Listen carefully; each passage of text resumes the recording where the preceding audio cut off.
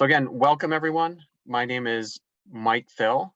I'm the Community League Director, and this is the Community League Coaches Meeting for the Fall 2022 season. All of you, or I guess many of you that have signed up to coach, and the kids on your teams, nearly all of them will be playing both fall and spring. So that's important to note. But yeah, in addition to being the Community League Director, I am also the, for those coaches from Sheboygan that are on the call, I'm also the community leader for the Sheboygan community. So for those that have been receiving emails from me, I'm kind of wearing two different hats, one for the Sheboygan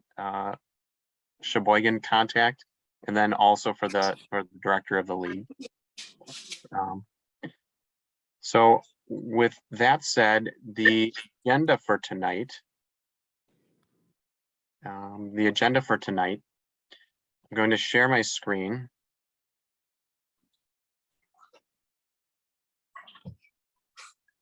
Try to share my screen. Okay. So if people can see my screen, the agenda for tonight, we're going to cover the Community League is grades 1 through 8. And we'll cover that information first. That's just kind of general information for anyone or any coach participating in the league. And then grades 1 through 4 will be really the second half of the meeting. And we'll use that time to focus on some of the unique rules that exist in that play format in this league. So very straightforward that way. And then jumping in, just important season dates and general information. So tonight we have the coaches meeting. September 1st is the date that we're targeting to have game schedules complete. And that's a tentative date. There's a lot, I cannot stress, there's a lot that goes into actually producing the game schedule. So there will be roughly 200 teams in the league, participating in the league, grades 1 through 8 this season. And there are a lot of schedule requests. So coaches that are coaching multiple teams or teams that cannot play at the same time, or kind of any number of things. Certain communities cannot use their fields on certain dates. So a lot really goes into the schedule. We use scheduling software which helps out a lot, but it is still a challenge to kind of get things to line up so that there are no holes within games, so that we don't have open time slots to help facilitate referee assignment as well. But let me just jump back a minute. I really apologize. The first thing I should be doing is thanking all of you that have volunteered to be coaches in the league. So this is a volunteer coach league, and all of you have been kind enough to devote your time and your effort to the teams that you will be coaching this season. And hopefully all of you find, some of you are brand new coaches, some of you are returning coaches.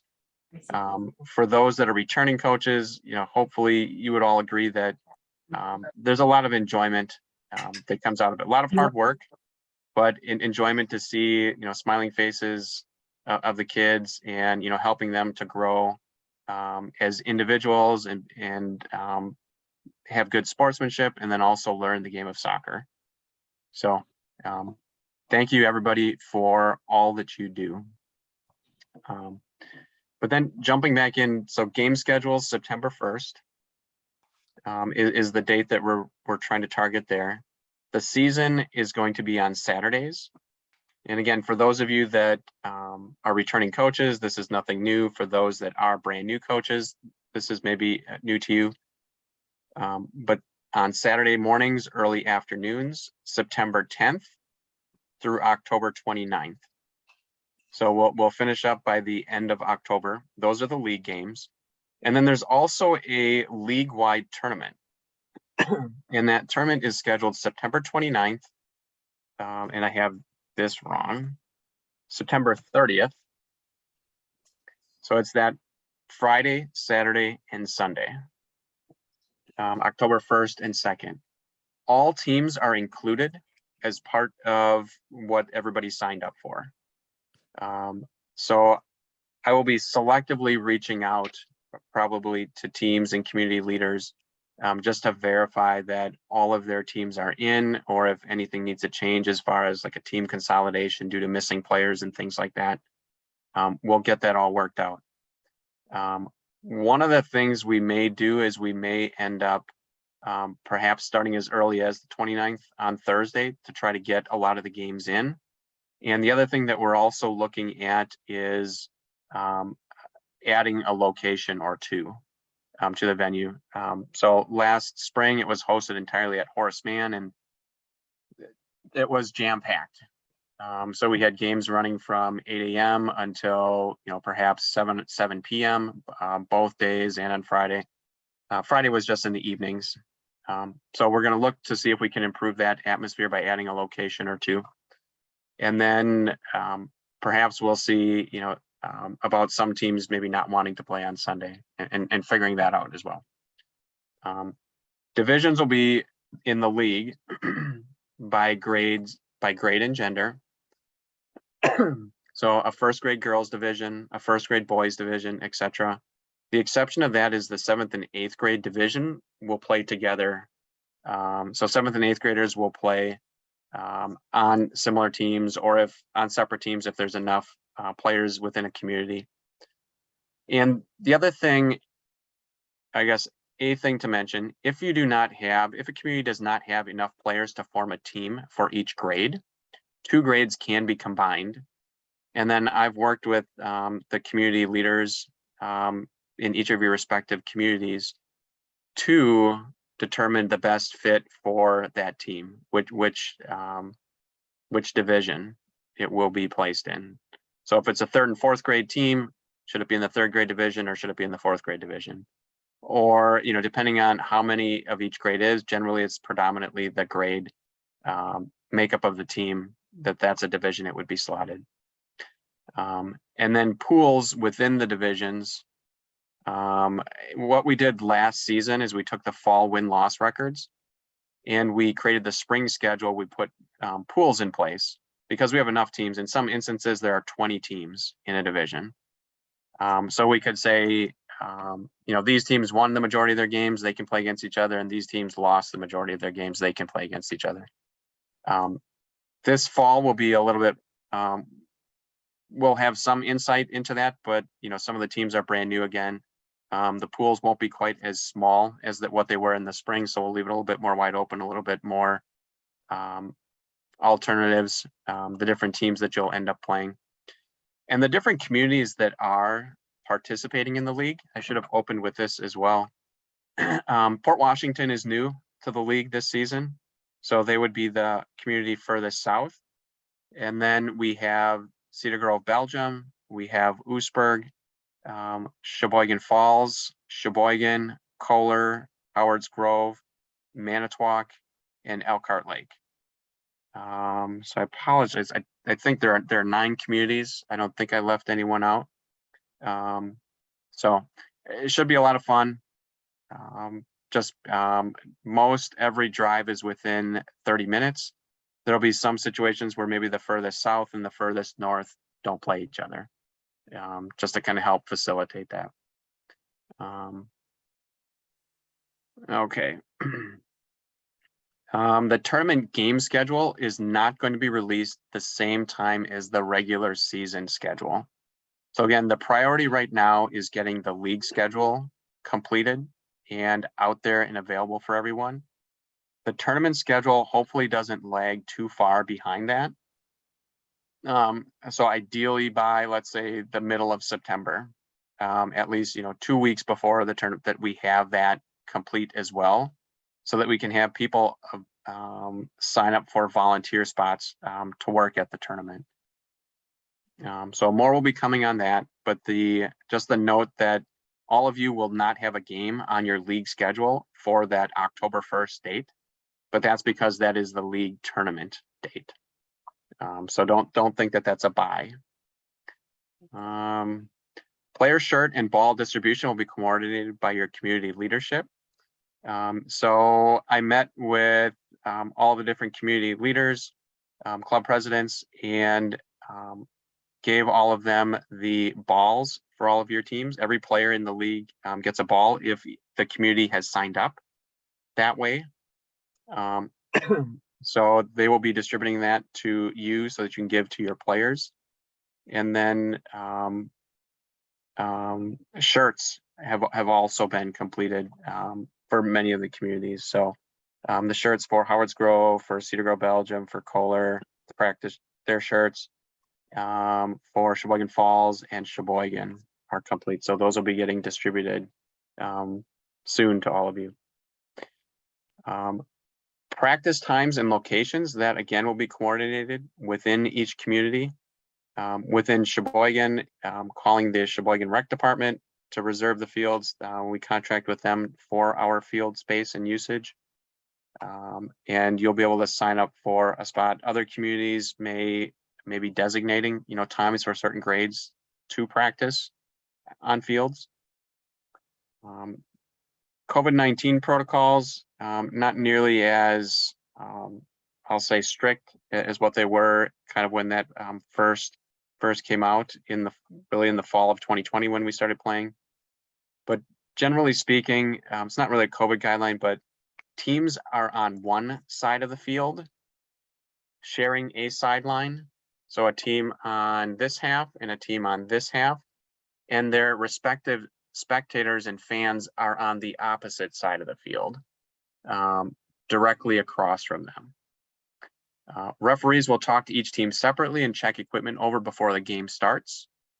Referees will not be asking all of you to sign game cards. If we make a change in that direction, that'll be communicated to all of you. Player handshakes at the end of games are up to the coaches. If not, just thank the other team, kind of be gracious. I think some people are maybe still a little bit leery about kind of that extra contact. And we will update you if anything changes along these lines. So let me just check, is there any, okay, there's a few questions in the chat. Yep, meeting is recorded. Welcome to port. Audio. Okay, so good. Most people can hear. I would have had to repeat everything. So then moving on, referees, and the general sentiment, be nice to them and encourage them. I cannot stress that enough. Referees, it's always hard. There's a referee shortage just across the country in all sports, all athletics. And in this league, we've done, I think, a pretty good job the last couple of seasons, making sure that the vast majority of games are filled. Those situations in which games have been missing a referee have been either, something comes up last minute, the referee, ends up being sick, just as you find out, from your players that are sick and not able to make games, or let's say they have car trouble, or, they end up forgetting anything, kind of across the board. A lot of crazy things can happen. But just know that all of you, I handle the referee assignment for all of the games, the vast majority of games, except for those hosted in Elkhart Lake and Manitowoc. If any games are not filled, I reach out to the coaches that will be playing in that game, or at least the host community, and let them know ahead of time. If any of you arrive in those communities before and there's not a referee and did not hear anything, then that's kind of like a game day surprise, if you will. So just know that the league works very hard to make sure that all games are filled. But referee, it's a large referee pool. This last season, we had, I think, about 90 that participated. This isn't like 30 referees. There were 90 referees that were participating. And all of them go through a 3-hour training class that I put on. And the main focus, 2 main portions that we focus on in that meeting are just being prepared, what they have to think about, kind of the right mindset for being a referee, and then the rules. So all of them go through training. It's recorded. It's available for them to view. It's available out there on the website if any of you would like to watch it, on the LakeshoreUnitedFC.org website. And a lot of them, they're learning. You know, the vast majority of the referees out there are probably 13 to 16. So they're learning, and every year there's probably about 30% turnover. So every season there's probably at least 30 brand new referees that are in the mix. And the thing to remember is that not all of these kids are working every single week. By the time you get to your third game of the season, you're feeling like you're in a groove. You've got the rules down. It could be that referee's first game of the season. You know, many of them are players, play in the community league, play in the select league, or work other jobs. So they're not available to work every single week. So that it's important to know that they're not out there. You know, many of them are not out there every single week. And to become a good referee, it takes a lot of practice. I was a youth referee when I was in high school. That's home club. I'm from Random Lake originally. And the request came to the high school team, you know, looking for referees to participate. And so I can remember, I have some perspective on what that was like. And it can be nerve-wracking, and they're doing, again, the best that they can, and they're learning. The worst thing that all of you can do is to be yelling at them and disagreeing with their calls, and that does not create a successful environment for any better performance from them. So I'm asking all of you to be encouraging of them, be supporting of them. If things don't go right, don't go well at all, you know, that's not something to, you know, take up with the referee then and there. I would say reach out to your community leaders, let them know, and then they can turn around in turn and communicate with me, and we can work with that referee to help them improve. But taking it out on them on the field is not going to get any better performance out of them. It's going to have the complete opposite effect. They're going to shut down. They're going to just kind of wait. They're going to wait the game out and like just, you know, hoping for it to be all over. So that's, and what I will say, the fans, you know, for your teams, the parents for your teams, they're going to take their cue from you, the coach. If they see the coach yelling at the referee, that's what they're going to be inclined to do. They're going to think, hey, the coach is doing it. The coach feels like there's something not going right out here. So they're going to chime in as well. And again, it becomes just not a very good environment. So all of you, you know, please be leaders out there for your teams and for your parents. Be respectful to the referees, just offer positive encouragement. You know, even if it's, you know, just, you know, please blow your whistle, you know, a little bit louder or more frequently. But if you disagree and you think there are fouls that should be called and are not, if you're yelling about those things, the fans are going to yell about those things. So just let the referee kind of do their job. They're working, they're learning. And oftentimes, you know, really what we're striving for is in grades 5 through 8 that we have some of the older, more experienced referees on those games, you know, hopefully sometimes working with adults. But again, the grades 1 through 4, what you should expect as coaches is that many of them are going to be new. They're going to be new or have 1 or 2 years of experience. Those that have 3 years of experience, they're going to be working the older kid games. And again, just, you know, that's with working and communicating with referees. You as coaches out there, you know, they're over the season, if there's, you know, please don't get into any arguments with any of the other coaches that you're coaching against. Don't, you know, it's best to kind of keep things to yourself. rather than, if things aren't going well, starting to have kind of a dialogue or a conversation. Generally, those things don't turn out well. And, I'm just bringing up, these are by far isolated incidents and situations. I don't know how many games we're going to have this fall, but, there could easily be 600 or 700 games that get played. So, well, actually what it would be is if there's 200 teams, there's 100 games every weekend. If there are 7 weekends, 700 games. And the tournament would be another, that might be another 300. So there could be, let's say, almost 1,000 games this fall. So the games that I'm talking about are the ones that I end up hearing about, and that might be, let's say, in the 20 range out of 1,000. So it's by far in the minority of games. But those situations do happen. Sometimes coaches tend to lose their cool. Don't be that coach. You'll end up having a conversation with your community leader about it, most likely. All of the referees are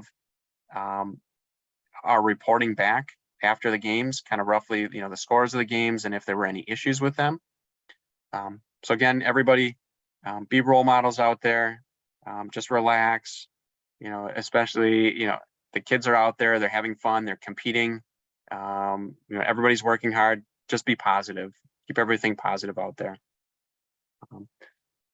So I guess enough on that. Kind of moving on. Coach and team sportsmanship. Again, don't run up the score on teams. Try to keep it within 8 goals. Would be some guidance. We don't want games that are 15-0 or 20-0 or something along those lines. Encourage, and what we do with the pool play in dividing the teams up, again, in the fall, it won't be quite as scientific as what it can be in the spring, but we'll try to match up some of the, let's say, some of the teams that have won more games in the past with some of those same teams, and then some of the teams that haven't won as many. But in the fall, it's teams are a little bit new. There's new players. It's a little bit more difficult to know. Encourage your players and parents to be polite to the other team. Help correct your players' behavior if the referee is not calling fouls. So that's something else. The referee is out there doing their job, trying to do their job, to the best that they can. But if you know that your players are out there fouling and doing things that they shouldn't, maybe they're slide tackling or like knocking other kids over. As a coach, that's an opportunity for you to, correct that behavior and say, hey, Johnny or Susie, you don't do that. Don't be the coach that says, well, the referee didn't call it, so it must be fine. So kind of help out in that regard. Cancellations and reschedules. What we will end up with is in the game schedule. The game schedule will be interactive and online. So once that is posted, a communication will be sent out to all of you, letting you know that. But in the game schedule, it'll be point and click. You can click on it and see the team and the coach that you're playing against.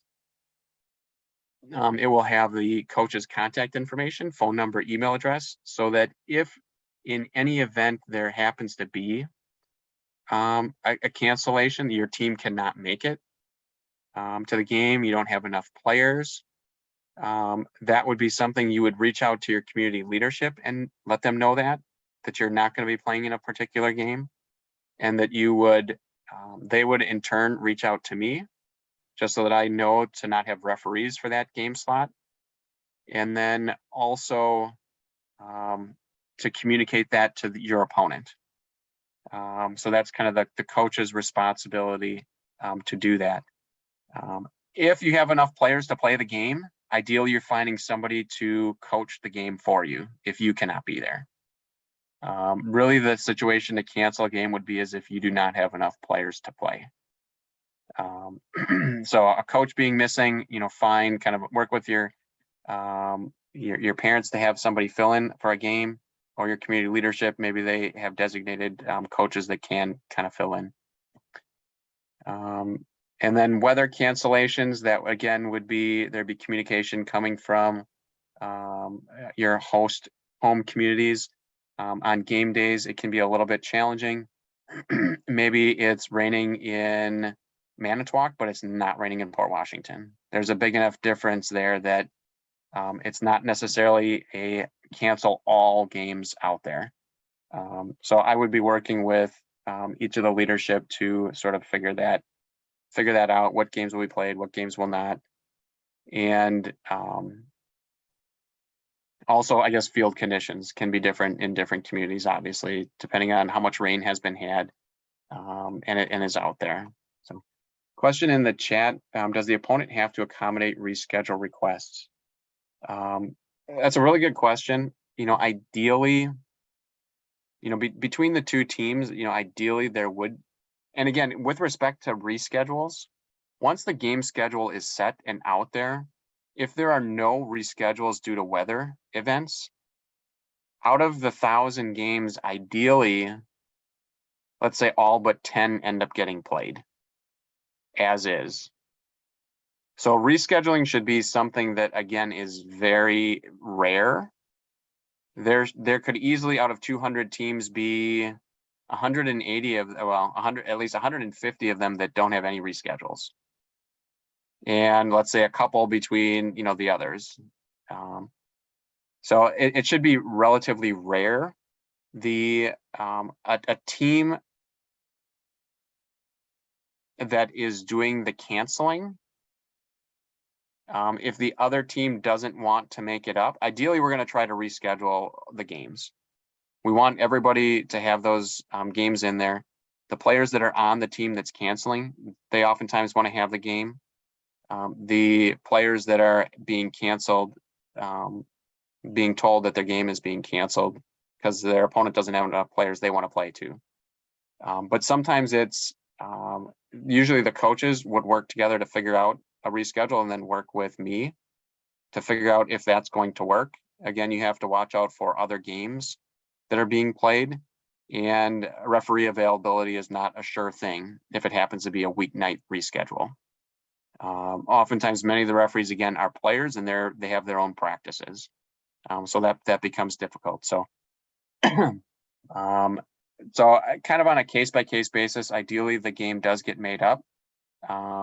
And, I could see if the team that cancel, if both teams are in agreement that they really don't want to make it up, they're okay kind of not, then it wouldn't be a requirement. But ideally there's an effort to make up that game. Okay, so that's a very good question. I like the Go Rams as well.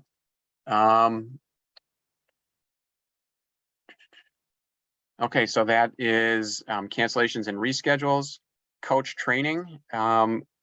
Within the next week, I will be sending out some practice activities that all of you can use in your practice sessions. Lakeshore's director of coaching, Jonathan Greenfield, he had put those together. He's actually now director of operations for the club, and then Sam Schrader is the new director of coaching. But we have some practice activities for all of you to use in your practice sessions if you want. Play format. Let's see, question for practices. Can we just tell kids to meet up at park and practice in grassy area, or do we have to reserve with the rec department?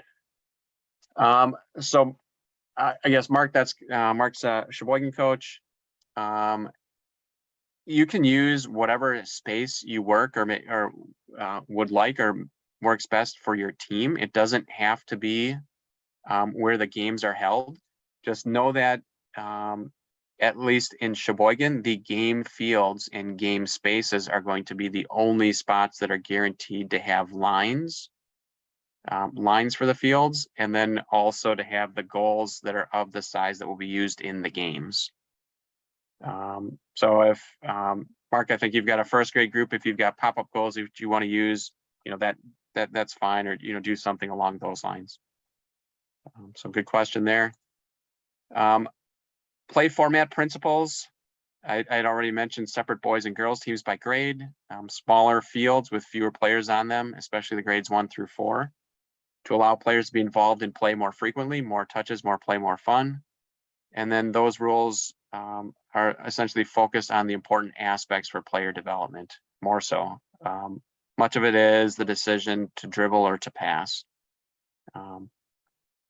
Something else that will be coming, risk management and safe sport. So all of the participating coaches in the community league will have a WISA, is Wisconsin Youth Soccer Association. They're the group that we're getting insurance through. There's a background check that will be performed on all of the coaches just to make sure that environments are safe.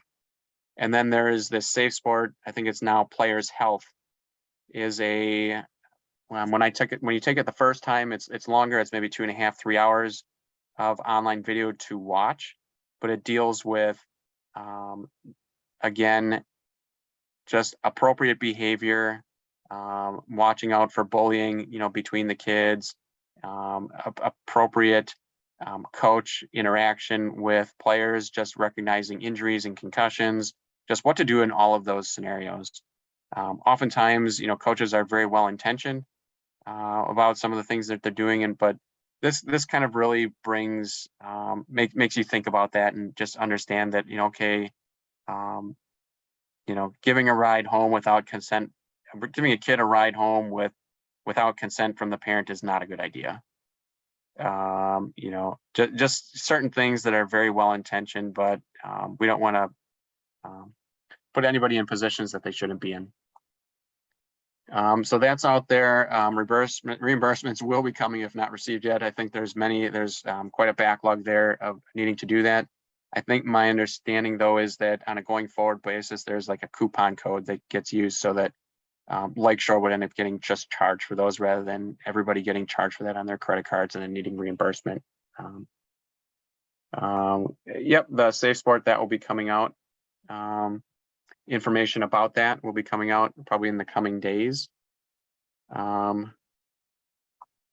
then maybe I'll pull up, let's see, I'll stop sharing my screen. Well, we can have it down here. This is listed in the full rules. The rules on the website, and again, the website I'll just write in the chat.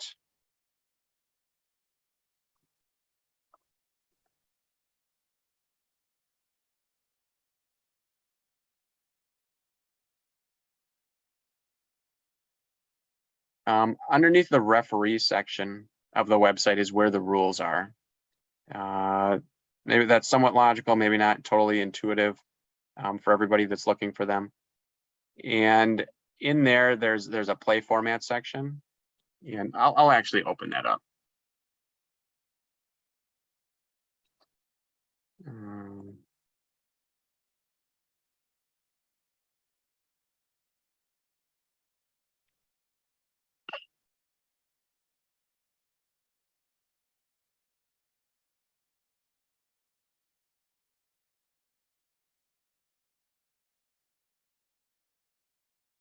All right. Looks like I did. So Krista, maybe you can share that out with the rest of the group. Let's see. Okay, share. So underneath the full rules section, underneath the referee section of the website, it lists the play format.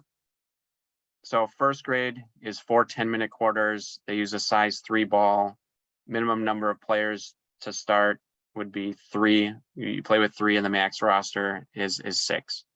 And generally, there's a little bit more of an emphasis on roster size this year, kind of adhering to this. There are going to be some situations where the team has one more, or something like that. But second grade, again, 4 10-minute quarters with a size 3 ball. They play with 4 players, and this is including the goalkeeper. Third and fourth grade, 4 12-minute quarters. Nope, Oscar. So the 13 kids in the 4th grade boys in Manitowoc, one of the things I had, and this is something we can talk about afterwards, I think your 3rd grade groups are actually a little bit light. I think they're both operating with only 7. I would encourage you to have, let's say, 2 kids help out each of those teams each week, and you could rotate it around. That way they're actually getting more playing time, and that would be totally fine. So that's how I would handle that, or even to say, 4 kids. You know, if you know that you're going to have every kid there at the game, you know, have 2 play with the one 3rd grade team and have 2 play with the other 3rd grade team, or just have 1 each so that you only have 11. They're going to get more playing time doing that. And that, again, is completely fine. It's not like it's a 3rd grade only group. But if you have 13 kids and there are only 5 that can play at a time, your kids are not even going to be able to play half of the game. So that is what I have recommended. That's what I would recommend to you. I would say, yes, you could do that, or you could work. That's probably good to do that, Oscar. And I would say also kind of in connection with those, they can help connect you with the 3rd grade coaches. But I recognize that situation after having reviewed things. So that would, okay. So, all right, perfect. You guys have already working through it. So I think that can work out. There have been other recommendations made like that for some of the other communities. So 3rd and 4th grade, 4 12-minute quarters, size 4 ball, 5 players. Again, these numbers are including the goalkeeper. 5th and 6th grade, 2 30-minute halves, a size 4 ball, 8 players. 7th and 8th grade, 2 35-minute halves, size 5 ball, 11 players on a side. Other than that, there are no rule changes from spring to this fall. So at least not at this time. I think everybody, I'll let all of you take a read through here on your own time. Many of you as coaches out there, is there any addition of players when down by a certain amount of goals?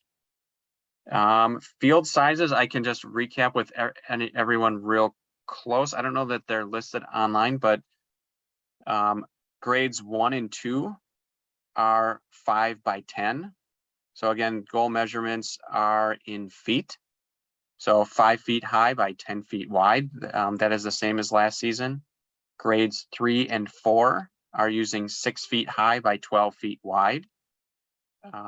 Grades 5 and 6 are using 7 feet high by 21 feet wide. And grade 7 and 8 is using 8 feet tall by 24 feet wide. Those are 5th and 6th grade, 7th and 8th grade. Those are, I think, very standard. I've not seen different sizes used anywhere else. And the field sizes, all field sizes have been communicated to those that are handling lining in each of the respective field lining in each of the respective communities. We can actually, Marty, that's a good idea. I'll write a note and we can put something online so that people know it. But again, for grades 1 and 2, it's 30 yards long by 20 yards wide. For grades 3 and 4, it is 40 yards long by 30 yards wide. For 5th and 6th grade, it is 80 yards long by 50 yards wide. And for 7th and 8th grade, 11v11, it is 100 yards long by 65 yards wide.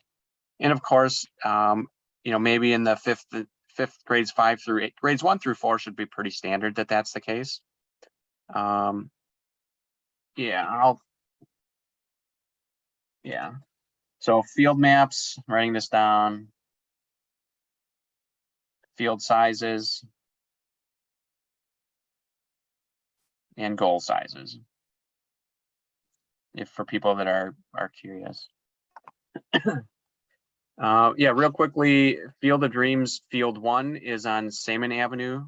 That's 50 by 80. Field 2 is along the woods. That is 100 by 65. Field 3 is along Geely. That is, Field 3 is along Geely. That is 100 by 65. And Field 4 is also along Geely. That's 50 by 80. For those that are asking. Okay, so the rules on here, not really anything different. I'm going to stop sharing my screen on that one. Come back to the main document.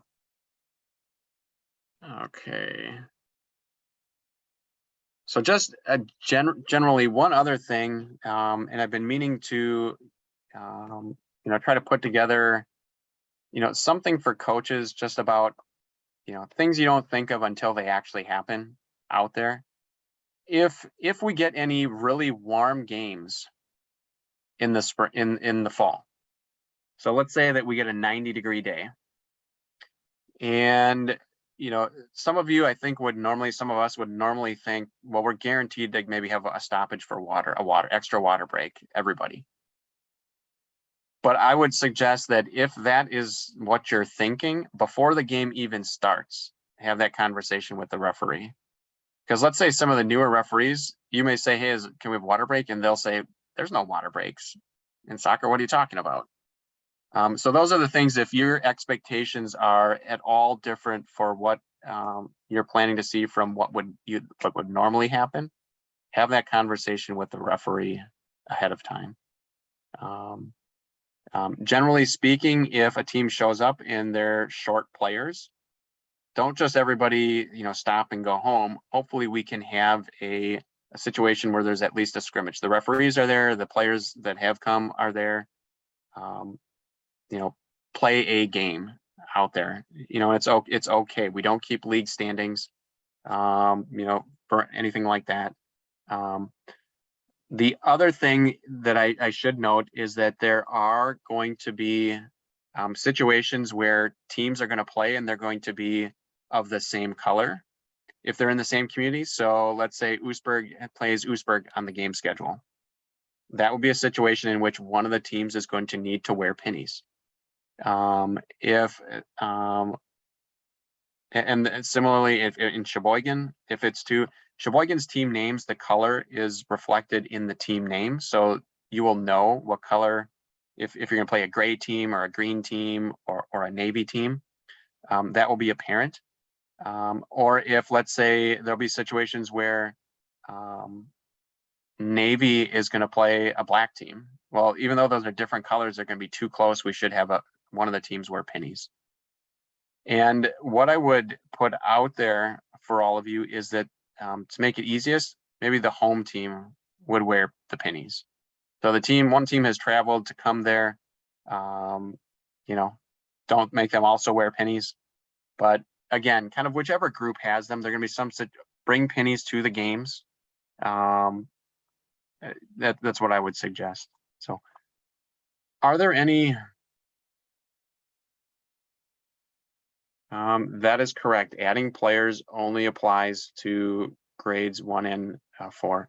Offside is enforced for grades starting grade 5.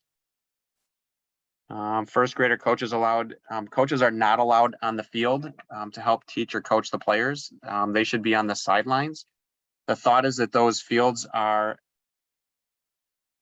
well, maybe to take a step back, naturally, a coach is inclined to want to help their players, as much as possible. But oftentimes we're better off just letting the kids out there, try to figure it out on their own. I've in the referee training, if you watch it, I've encouraged the referees out there to, help them get the ball set up if it goes out and they don't know where it's supposed to go. Help get it set up for the goal kicks, for the corner kicks, or for kickoffs. To be a little bit more interactive, the referees, they're going to need some encouragement with that, some positive encouragement for that. But the coaches should not be on the field walking around on the players. There should be put it this way, the only time a coach should enter the field to play should be as if the referee motions them onto the field to help out an injured player. Only time during play, or I guess when play is stopped. A spectator should never enter the field to play to address the referee or anything like that. At no point, as well, getting a little bit off topic, but and then I guess also coaches need to stay on their half of the sideline. Coaches cannot run or walk the full length of the sideline. They need to stay on their half of it. You cannot be walking amidst the other team. So that's a thing. So 5th grade, it starts for offsides. Adding of players is only in grades 1 through 4. We're going to be working through those rules next. apologize, we're maybe running a little bit long. Do kids wear uniforms or just, kids do have uniforms. So Mark, I know you were a late ad as a coach. All kids are issued, I'll say, game shirts. There are not maybe a couple instances of uniform kits where it's kind of matching shorts, socks, and shirt, but the vast majority, it's a shirt. Third grade does not have throw-ins, and I will be reviewing those rules in a second. Okay, so with that, if there are any questions that come up through the course of the season, feel free to submit those. You could send them to me directly, or might be good to send them to your community leadership, just so that they're aware of certain questions. They can answer some of those questions before they get to me, and then we can make sure that they're kind of aware of the questions that you're asking, and we can help identify areas where we can have some maybe additional training. All right, so with that said, so for grades 1 through 4, yep, 7th and 8th grade can head the ball. So that is listed if you read through the entire rules. Grades 5 and 6 cannot head the ball. If a player intentionally heads the ball, the proper restart is an indirect free kick at the spot that had occurred. So now I'm going to shift to slide tackling is acceptable if it's done appropriately in 7th and 8th grade. Honestly, slide tackling is something that probably very few players actually do correctly. I don't know that I would necessarily encourage it too much. But slide tackling needs to be from kind of the front. It cannot be from behind a player. You cannot slide tackle from behind. You need to get the ball. You can't end up tripping the player. You have to have your cleats down. There's sort of a lot that goes into that. I've never seen, I think, slide tackling taught in a practice. Okay, go out there and let's do 5 slide tackles each for everybody.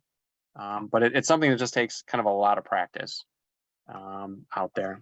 But all right, so then switching over to the grades 1 through 4 rule modifications. I'm going to share my screen.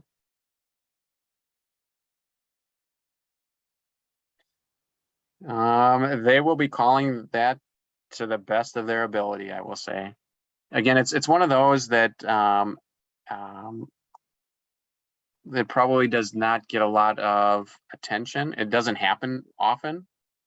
And, if it ends up tripping the player, they didn't get the ball, well, it's going to be a foul. If they do it from behind, it's going to be a foul.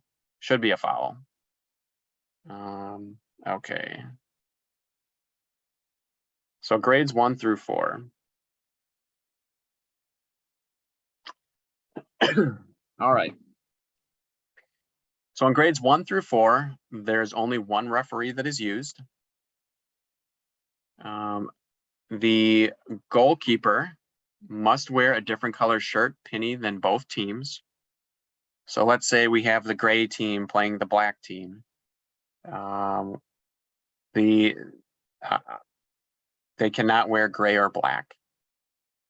They should be, all of Sheboygan is going to be issued or will be issued red pennies. So that will be the color, if there's a color conflict for them. If a team is wearing pennies because of a color conflict, their goalkeeper should be wearing something other than a red penny. Should be just, a regular, another t-shirt that maybe coach has in their bag that brought along for that type of situation. A goalkeeper can use their hands inside the goal area. It is marked by an arc. So an arc is kind of a half circle that you would see, a semicircle, if you will. And the goalkeeper everybody should be able to see that when they get out there and start using the fields. They can use their hands in that area. They do not have to.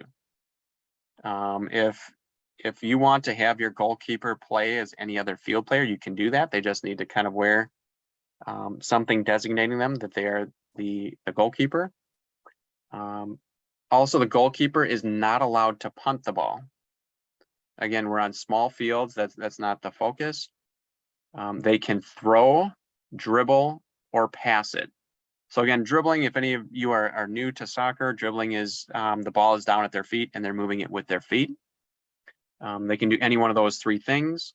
Note, the opposing team does not have to retreat to the center line when the goalkeeper touches the ball with their feet or picks it up with their hands. Okay, they can kind of stay where they are. The goalkeeper may move about the field as any other player. They do not have to stay in front of the goal. When the ball goes out on the sideline, it is a dribble or a pass restart. There are no throw-ins. So again, this is for grades 1 through 4. So again, the referee should be blowing the whistle. I'll be encouraging the referees again before we get started to blow their whistle on every single time it goes out of bounds. That's something that as coaches, I would encourage them as the referees are inspecting your players' equipment, you know, that every player must wear shin guards. No player can wear no player can play a game wearing earrings. They cannot be taped. The earrings have to come out. And I understand for some of those younger kids that have just had their ears pierced, that may be a thing, but if they want to play, the earring needs to come out. It can be removed. It's only going to be out for an hour. The hole is not going to close up. It might be a little bit sensitive to, you know, take it out and put it back in. But that's a safety rule. We don't want anybody getting a ball in the side of the head. Players cannot play if you have a hard cast. You cannot play with it. It needs to be sufficiently wrapped and padded so that it's not a safety hazard. Players can play with tennis shoes. They cannot play with toe cleats. So if it's a baseball cleat, that cannot be worn. All right, so dribble or pass restart, no throw in. And again, I was saying before the game starts, encourage the referee, hey, you know, please blow the whistle every time it goes out, just to kind of signal that it's out. Some of those teams in 3rd and 4th grade are getting very quick at restarting play. And it almost seems like there's not a stoppage is some of the feedback that I've gotten. Goal kicks and corner kicks, a dribble or a pass restart. So again, anyone who is familiar with sort of the 11v11 game, you might be thinking, what? But yes, a corner kick, if it's the gray team's corner kick, they can just start dribbling the ball towards the goal. If it's a goal kick, it can be dribbled. So again, on a goal kick, the ball is placed on top of the goal arc. So it should not be placed inside of the goal. The defending team retreats to the center line and may pressure as soon as the ball is touched and moves. So when the goalkeeper collects the ball, the opposing team does not need to retreat to the center line. But when it is a goal kick, the opposing team needs to retreat to the center line, just to give the team that's putting the ball in play via the goal kick an opportunity to bring it out from their defensive half. So as soon as the ball is touched, then the opposing team can move in on it. Teams alternate taking the kickoff each quarter. Teams switch sides at halftime. So it can maybe be a little bit confusing. Team kicks off in the 1st quarter. Other team kicks off in the 2nd quarter. The team who kicked off to start the game is also kind of kicking off to start the 2nd half. Normally that doesn't happen, but in this scenario, it would. And then teams switch sides at halftime. So again, the coaches and the teams where they're sitting on the bench, that they stay where they are. It's just the players on the field switch sides, the direction that the goal that they're shooting at. After a goal is scored, there's a kickoff at the center line. That's standard. Kickoffs can be dribbled or passed for a restart. So again, just that any kind of a restart that's out there, it's dribble or pass. In grades 5 through 8, if somebody tried to dribble the kickoff, the second touch on the ball by the same player, the referee should be blowing their whistle and calling an indirect free kick for the other team, but not in grades 1 through 4. So this one, I've tried to explain it as best I can. I know it is still maybe a little bit confusing, so I'll try here. When dribbling a restart, so a kickoff, a goal kick, a corner kick, or from the sideline, you can dribble any of those. The ball cannot be shot and scored without touching another player first. So on a kickoff, if the first touch of the ball is a shot at the goal, it cannot score a goal without touching another player. So the goalkeeper maybe tries to save it and it touches him and it goes in. That's a goal because it touched somebody else. If nobody touches it, it's the kickoff is shot at the goal and it goes in. It is not a goal. And the same for any of these. For a goal kick, a corner kick, or from the sideline, it cannot be a shot and a score. However, a player could dribble and score without passing or without the ball touching another player. So by virtue of being allowed to dribble the ball, at the point of the second touch, that whole concept of indirect is gone. It's only that initial kick. So a player who takes the kickoff could dribble it all the way to the goal, shoot it in, and it's a goal. A player could dribble a corner kick to the goal, shoot it in, and it's a goal. Goal kick and from the sideline. Are there any questions on that?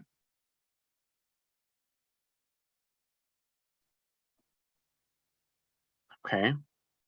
There are no direct free kicks, only indirect free kicks. Penalty kicks do not apply. So again, if a player has, do we change sides every 15 or every 30? So Oscar, what grade are you? You said you're coaching third grade? Fourth grade? And then it's, you switch sides only at halftime. So you'll have 4 12-minute quarters. So at the conclusion, at the start of the second quarter, teams are on the same side as what they were on, but you alternate the kickoff. So if gray kicked off to start the game, blue is going to kick off to start the second quarter. Gray is going to kick off for the third quarter, but at the start of the third quarter after halftime, teams switch sides. So teams again, yeah, down here. No direct free kicks, only indirect free kicks. Penalty kicks do not apply. Indirect free kicks resulting from fouls, penalties cannot be dribbled. So this is an exception. If it's the result of a foul, if a restart is the result of a foul, indirect free kick, it cannot be dribbled. That's a situation where it needs to be passed. Opposing players must stand a minimum of 4 yards from the spot of a restart in grades 1 through 2 and 5 yards in grades 3 through 4. Okay, so in grades 1 through 2, the distance from the radius of the center circle is 4 yards. The radius of the goal area, goal arc in front of the goal is 4 yards. So that's why the distance that a player needs to stand away from the person taking a restart is 4 yards. Grades 5, those measurements are grades 3 through 4. Those measurements are 5 yards. Then substitutions, either team can substitute at any stoppage, any goal kick, corner kick, pass in, goal scored, etc. No substitutions are allowed on restarts after fouls unless substituting an injured player. So for a substitution, this is one that I would encourage all of you as coaches to be proactive and ask the referee, let the referee know that you'd like to substitute at the next opportunity. The next time for a sub, kind of let them know that you're going to be wanting it. In grades 1 through 4, sometimes the play is restarting very quickly. And by the time that you're asking the referees for a substitution, maybe the opportunity is missed. In grades 5 through 8, again, still, some of the coaches there might be of the mindset, hey, I've got my substitute sitting at the center line of the field. And that is really the signal. I mean, that's kind of the nonverbal signal that I would like to substitute. I would say, don't leave it up to chance. Just acknowledge, communicate with the referee. Hey, referee, can I substitute on the next chance, next throw, next opportunity? That will get in their mind versus, all of a sudden they're not looking at the sideline, they don't see it, and you're kind of wondering, hey, I had my players lined up. So be proactive, communicate. Especially those kids in the younger grades, those newest referees, handling and managing a substitution is different, something different than they've ever had to do as a player. It doesn't exist as a player, something that they would have to do. Offside penalties do not apply. Red and yellow cards are not used. And then there's the competitiveness rule. So when there's a 3-goal differential has been reached, so let's say that the blue team is beating the green team 3-0, then the green team can put an extra player on the field. If the green team then scores a goal and it's 3-1, then the extra player is removed. It's only a 2-goal differential. We only add a single extra player. So we wouldn't, if it happens to be, 3-0, you add the player. If it goes to 4-0, you don't add another player. If, you just don't add another. But if it goes beyond, if it gets reduced, then you would take them off. So practice fields, Mark, you can call. I think I'd forwarded you an email earlier today. I know you're kind of a recent volunteer for Coach. The information should be in there, the phone number to call to reserve a field. And then do we have to put the extra player on, or is this up? Really, yeah, Nick, good question. That's up to the coach. In grades 1 through 2, kind of a lot of, I'll say a lot of crazy things can happen as far as, the scores can change very quickly. If a coach is fine just continuing to play with the players that they have out there evenly matched, that's completely fine. It's something, the referee should be asking, hey coach, you can add an extra player sort of if you want. And, hopefully as coaches, a lot of us have pride out there, don't take that the wrong way. That's just how the rules are written. Just say, no, we're good with what we have. So that's fine. And then again, like I said, the player is removed if the goal differential is less than 3. So, and then no player adding in grades, adding or subtracting in grades 5 through 8. So, are there any other questions? For second graders and 5 on my team, how many will be playing at a time? So first and second graders, there are 3. Oh wait, I and 5. Yeah, so for first graders, there are 3 that play at a time. So if you have 5, that's 2 subs. So I would say that's a pretty good number. For second grade, they play 4-on-4. So if you only have 5 players for a second grade team or a team playing in the second grade division, ideally you'd be able to get to have 6 players on the team. So I've looked at, I've reviewed the team makeup of all of the teams in the league, or 90% of them. And I've worked with each of the community leaders to understand exactly what teams we should have on the schedule. And if there are situations where we need to set the teams up so that they don't play at the same time, so they could lend some players. And there's some kind of a new quote unquote rule that I've communicated to groups that have been doing this. If teams have been set up so that they don't play at the same time on the schedule, so that they can lend players, because let's say they don't have any subs otherwise. Let's say if they're a single team, then they're, let's say 1 over max roster. Let's say there's 16 or 17 for 8v8. And, you know, otherwise, if they're separate, they have no subs, if everybody shows up. So in those situations, I've said teams can share so that at the game, they have a maximum of 3 substitutes. So in that situation, you know, in an 8v8 situation, teams kind of sharing players, that team should show up to the game with no more than 11, 3 extras. And then that would end up being, you know, even if a team has 12, you know, they might be missing a player or 2. So Nick, question for grades 2, do you have a recommendation for substituting? Do 1, 2 players at a time or swap all 4? You know, really, if you're, Nick, if you have 8 players at your game, me personally, I would probably swap them all out at the same time.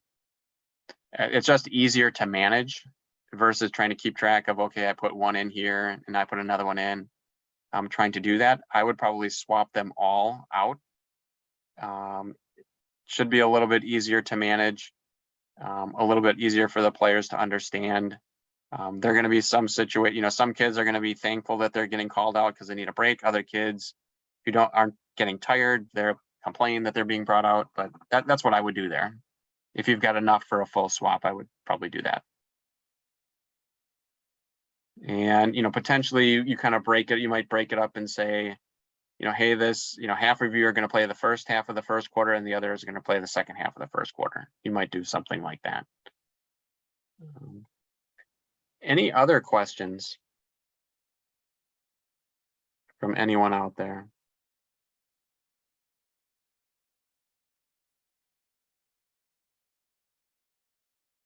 Stop sharing my screen. And I guess if there are not, you know, again, I just want to thank all of you for volunteering to be coaches in this league, for taking the time out of your schedules tonight to be part of this call, part of this meeting.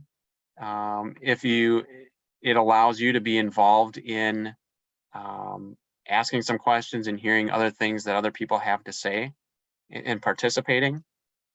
Everybody, this is being recorded, so the recording will be made available most likely in a few days' time, so that you can rewatch certain parts, or that any of the coaches that weren't able to make it tonight have the opportunity to watch it. But again, you know, taking a step back, all of you are volunteering time. Many of you have played soccer before. Some of you are learning soccer, you know, kind of for the first time with your child or children. You know, and trying to soak up as much as what you can. Really, you know, if we all take a step back, everybody's out there trying to have fun, you know, trying to learn something, enjoy some time out, getting some exercise on Saturday mornings. Nobody is looking to, you know, have any kind of a bad experience. And that's what a lot of this, you know, being polite to the referees, you know, not talking, you know, with them during the game, not approaching them after the game at all. You know, to ask for a clarification on more of the call, like not doing that at all. That can be viewed as that is just not allowed. Approaching referees after the games. So making sure the referees are having a decent time out there, making sure that you and the kids that are playing out there and the parents out there are, you know, kind of enjoying it and keeping everything positive. There's usually conflict when people feel like there are fouls being committed and not called, or, you know, it's not to the level of people have differing opinions on that. And I mean, so that's kind of a major situation. Or if there happens to be no referee for the game, that can also be a complicated situation. So I'd like to put together some guidance for all of you kind of in those specific situations, so that there's a little bit of a handbook or a guidebook to follow. Let's see. So yeah, just kind of have fun. Question out there, any talk about changing the registration so that community kids can register for fall and spring separately? I have 14, only 10 are playing 4 in football. What we have right now is, if you want to have 10 are playing with form in football for the fall. We have kind of a full season option right now, so for everybody to sign up and participate in the fall, and then they would also participate in the spring. And then at the conclusion of the fall season, we're willing to add more players, allow players to register for the spring only session, the second half of it, essentially. Interestingly enough, Lori, this question kind of came up, I think this week. It's something I think that we can talk about maybe as the season goes on, but I know I'd be kind of hesitant, personally, just because I think management of all of it might get a little bit more challenging. Hopefully for those that are playing, football or other sports, other activities at the same time, they can still make, maybe they can make practices, or maybe they can make, a couple of the games. They maybe can't make all of those things, but, ideally they would be able to be somewhat involved in, each of the seasons. I just know, yeah, that they're trying to construct it and kind of do piecemeal. Some people, I think more people would maybe tend to try to pick and choose sort of what they can do. It'd be probably a lot more on the admin side of things, but I appreciate the question though. I know you're coming from, I've coached the middle school grades before as well, twice through. And I know that, whether it's football for the boys or volleyball or, softball, there's, or spring base, there's a lot of different activities that kids are involved in. So. Yeah. I love it, Nicholas. So again, yeah, just go out there, have fun, don't let everybody's competitive spirit get the best of them out there. Take a step back, realize, the situation for what it is. In many cases, it's first grade, it's second grade, it's third grade, it's fourth grade. Any kind of negative vibe. I mean, the players pick up on negative vibes from the coaches. So keep, I can't say that enough, is keep it positive.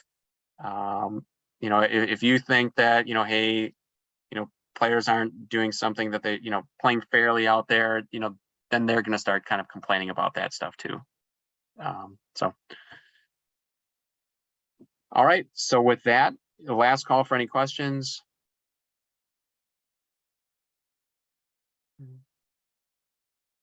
No. Thank you, Lori.